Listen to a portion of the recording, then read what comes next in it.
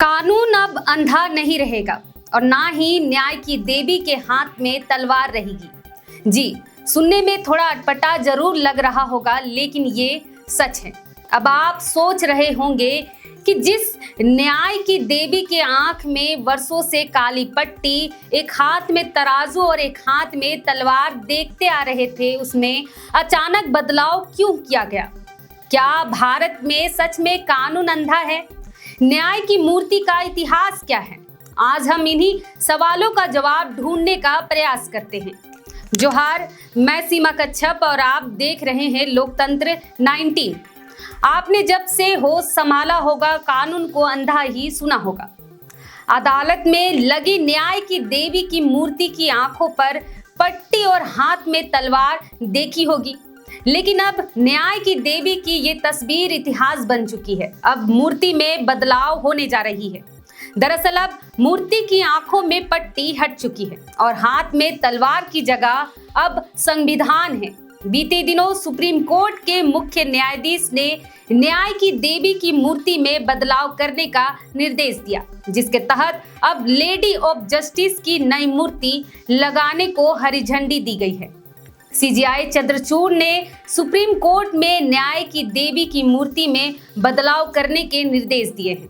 आदेश का पालन करते हुए अब मूर्ति की पारंपरिक आंखों की पट्टी हटा दी गई है, जो पारदर्शी न्याय का प्रतीक है।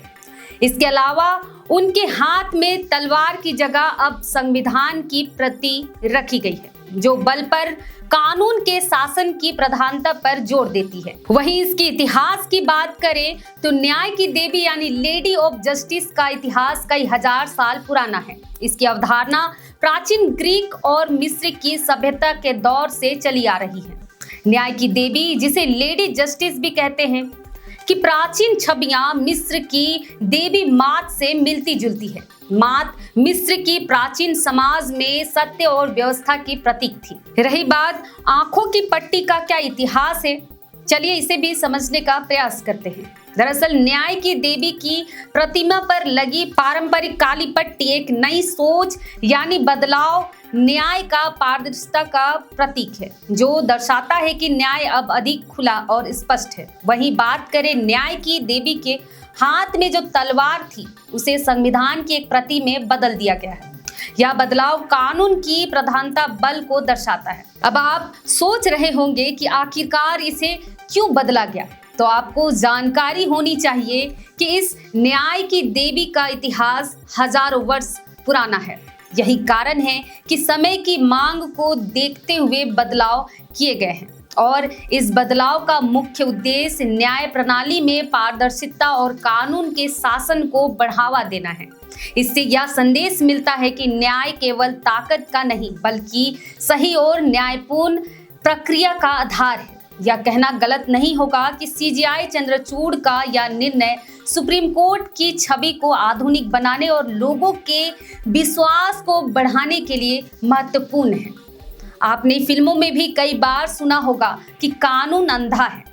ये इसलिए कहा जाता है क्योंकि न्याय की देवी की आंखों में पट्टी बंधी होती है। अब वह पट्टी खुल चुकी है और भारत की कानून व्यवस्था की भी बात करें तो काफी जटिल होने के कारण लोगों को न्याय मिलने में काफी समय लग जाता था, जो अब शायद इसके बाद कुछ हद तक कम हो जाए।